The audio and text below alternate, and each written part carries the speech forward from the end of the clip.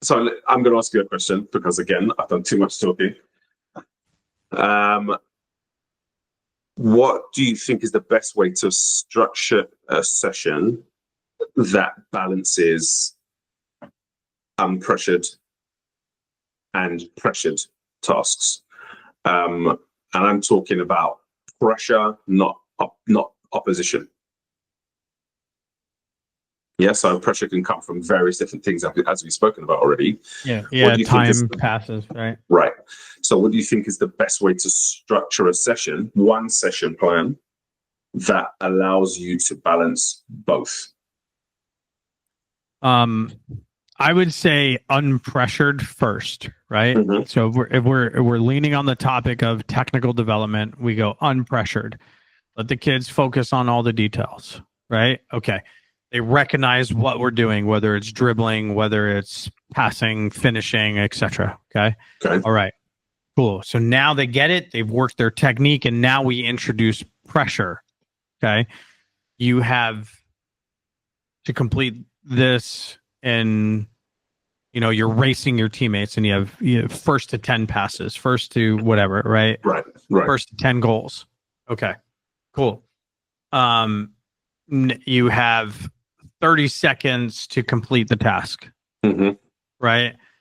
And I think you start unpressured because then they're really thinking about their technique. And now that pressured scenario, unopposed pressured scenario, is going to be more tense, more match-like, right? Mm-hmm. And their technique's gonna probably drop off a little bit because they're worried more about going fast and hard and whatever the case may be. Right. And then, you put it in perspective for them. So let's say we do a pressured situation. Mm-hmm. Okay. And then say, okay, no more pressured. Let's just go for quality. Okay. Right. But can you focus on quality, but maintain a good speed? Right. And you dial it back, and then it'll probably be pretty relative because they're not thinking about, I need to be first. Right. Yeah. Or they start to understand that sometimes the race to be first, when I'm not really considering or when I'm not really focusing on the technique, almost always leads to me not being first because my passes astray. They're not weighted well. That kind of thing. So if I focus on the technique, every time I get the ball, it's a clean touch and a good pass, we're going to be able to move faster. Exactly. Mm-hmm. Exactly. What do you think? I mean, I just kind of spitfired that structure, but so I had a follow-up question for you based on your answer. I use it sometimes. I don't use it a lot, if I'm honest. But what do you think of the practice play model? So, for example, let's say that we're talking about receiving to play into space or receiving to play away from pressure. We put them into a 4-goal game, so multi-directional 4-goal game at the beginning of the session, where we can start to see where breakdowns happen because they haven't worked on the skill yet. We then take them away and isolate them in terms of the technical concept of how we're going to receive hip placement, shoulder placement, foot placement, side on or angled body, etc. We do some activities around that and then put them back into that 4-goal game to see if the performance improves. What is your thoughts on that kind of practice play model? I've heard a lot of coaches rave about it, right? And I even like somebody from my past who was a mentor to me, mm-hmm. like really preached about the practice play model, right? And even just like, he hasn't, we haven't coached in the same club in a very long time, but he was telling me his wife coaches, right? And she's been using this practice play model. Mm-hmm. And he told me about the team's response and how well they've been doing, and then their progress, right? Like they played a team and they would lose to him 6-0 some mm-hmm. time ago, and then a year later they're beating them 3-1 or something like that, right? And I'm like, that's a huge change, mm-hmm. Mm-hmm. And, his wife uses the play, practice, play model. And, and I think it's good for younger ages because you get those kids there, and they'll start to just, hey, I'm playing, and you're trying to bring out the game and they play. And then you go say, okay, take a little water break. You set up, the practice part of it. And then you go back to playing. Right. And there's a part of me that really likes this. But what I'm about to say is a personal problem. Okay. My brain doesn't work that way. You know what I mean? Sure. So I'm gonna challenge that, and I'm gonna go back to our first podcast episode, which was about player-centered environments and player-centered learning. Yeah. If your brain doesn't work like that, but children's brains do work like that. Yeah. What's the right, what's the wrong, what's the Oh, I'd definitely be in the wrong in that scenario. I just have a hard time processing because for so long as a player and as a coach, I've always kind of built up to the climax of the training, right? Right. Which would be the gameplay and trying to solve the problems within the gameplay. So we do the technical work, the pattern work, the concept work, whatever the case may be. I'm not saying we don't I don't always start every session with unpressured, or unopposed, right? Unopposed. And I'll jump right into gameplay, small sided gameplay, trying to create the problem or pull out a concept, And maybe I kind of naturally do the practice, play, but no, I don't. I lied about that. I do. I don't ever stop the practice. If I jump right into gameplay, we're doing, you know what I mean? I don't stop the practice. To me, I just continue trying to build the problem and have the players solve the problem. Right? Sure. Okay. Sure. And I think you can do that through progression. So that's not the way I see this again, the play model is used more at the younger age groups. And that's because, what they, and this is true of every age group, they just want to play, right? Right. Yeah. But for those younger age groups, it allows you to kind of get them engaged far quicker. I see, believe it or not, I still see, people that come to their sessions for warm-ups and they send the kids to run around the field 3 or 4 times for the warm-up so that they can put their cones down and set up their activities and stuff. And if you're starting your warm-up in that kind of overlapping time, because at the moment field space is tough and you have to kind of overlap by 10 minutes or whatever. I get it. You can't go on the field because there's another group working on the field. Fine. I still think you can do a warm-up that's more beneficial for the players. But if you're able to get on the field and you're sending people running, why not just set up mini games? Why not just set up? You've got 16 players, so set up 2 4v4s, which is minimal cone drop, or even have the players be responsible for setting up their fields. They'll do it. If it means that they get to go and play, they'll do it. Let them do that and let them start playing. And what you're starting to get now is they switch on cognitively because they're involved in gameplay. And so they need to be able to, be switched on to make decisions. Physically, they're starting to increase their load, which is what you're going to need for your training. There's going to be elements of ball touches because it's small-sided. There's going to be elements of 1v1. There's going to be elements of attempts on goal, defensive actions. So already, by the time you've walked around and put all of your cones out, you don't have to do a warm-up. Cognitively, they're there. Physical load, they're there. Technically, they've had touches on the ball. They've been engaging in 1v1. They've been engaging in, combination play. They've been, I just can't see why it would be a bad thing, especially at those younger age groups.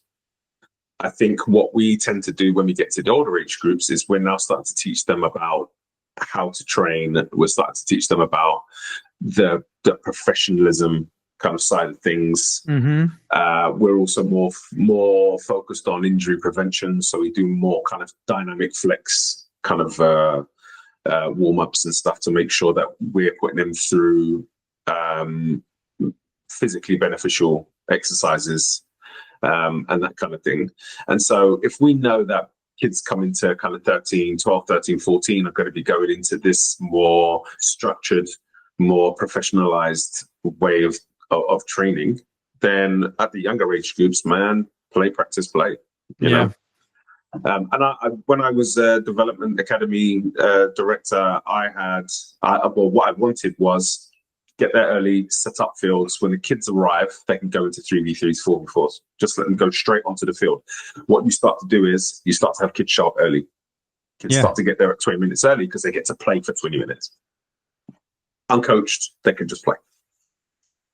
That then also takes time away for a warm-up. You don't need to do a warm-up. They're ready to go, you know, and then you can condition the games where we're drawing out a specific technique before then building up towards a game again. Yep. You know,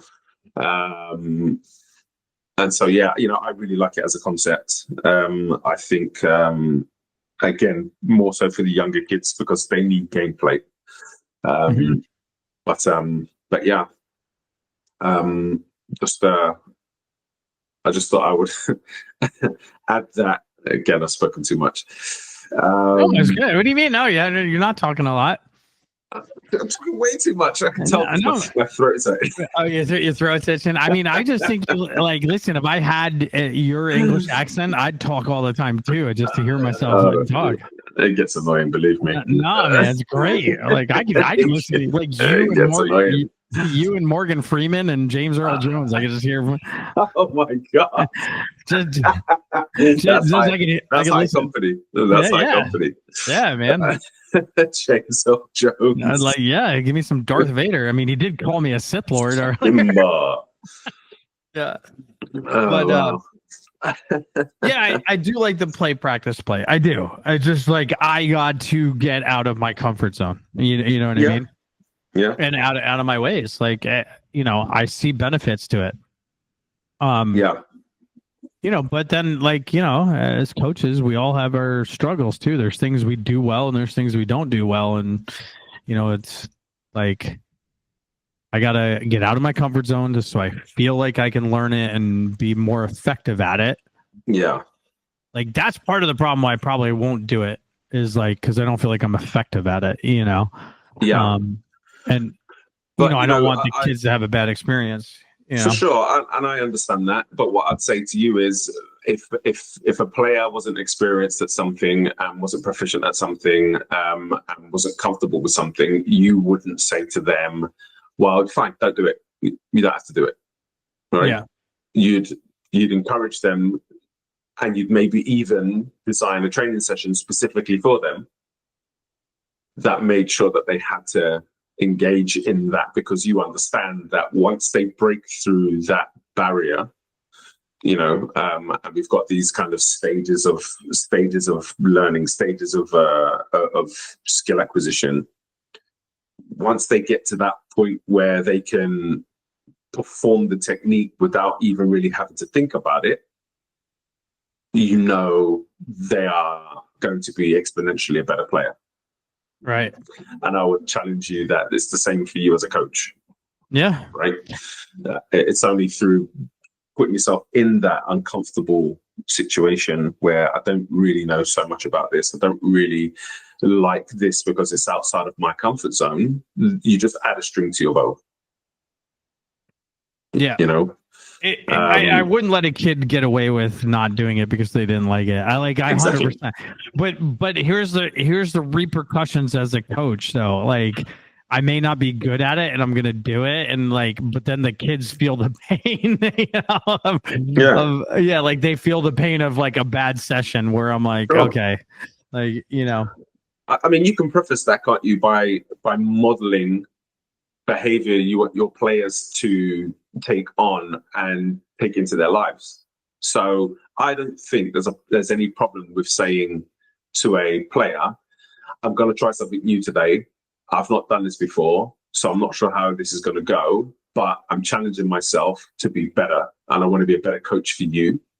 So let's try it. And it might be painful to begin with, but let's give it a go.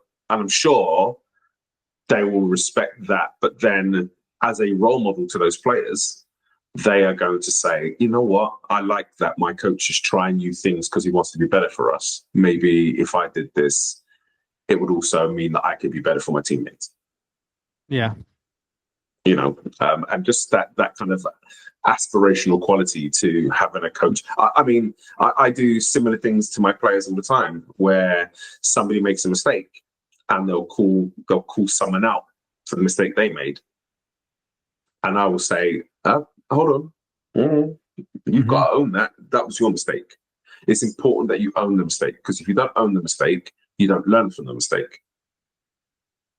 But then I will apologize to my team, and I do this regularly, unfortunately, because I don't get everything right. I'll apologize to my team, and I'll say, you know what, I owe you an apology. I wasn't good enough today. You know, yeah. I made these subs at the wrong times. You know, I watch video of this team and my scouting plan, because I do a scouting plan every week for my team. My scouting plan was wrong. So, you know, we were then having to try to change things on the fly, which is much more difficult and demanding on you. And I apologize for that. And I think that ownership of the issue, that accountability, I'm holding myself accountable before I'm holding anybody else accountable. I think these are transferable skills that, you know, we want all of our kids to be able to take on, you know. Yeah. And so, yeah, again, I'm going to challenge you, you know, talk to your group, you know, let them into the fact that you're learning. I'm sure, you know, we're both on the B license together. I'm sure you're going to be saying things to your kids before you record a session, saying session's being recorded for my B license, and so we're going to be doing this, and you know, and that kind of, you know, I need you guys to be on your best behavior and don't swear, and you know, and whatnot. And so I don't see why it's different to, right, I'm trying to learn something personally for me so that I can be better for you. So can you help me? Yeah. Oh, yeah. I mean, I'm pretty lucky. Like, the groups I'm with now don't swear, you know? Yeah. Like they're young enough where that's not flying out of their mouth. Me right? too. Yeah, me too. Yeah, I'm not looking forward to when that changes, because there's a real kind of innocence that comes with these younger age groups, where they are, you know, very wide-eyed, and you know, and then all of a sudden the potty mouth starts happening, and you know that life's happening to these players, and it's like, no. Oh yeah, like poor kids. Like,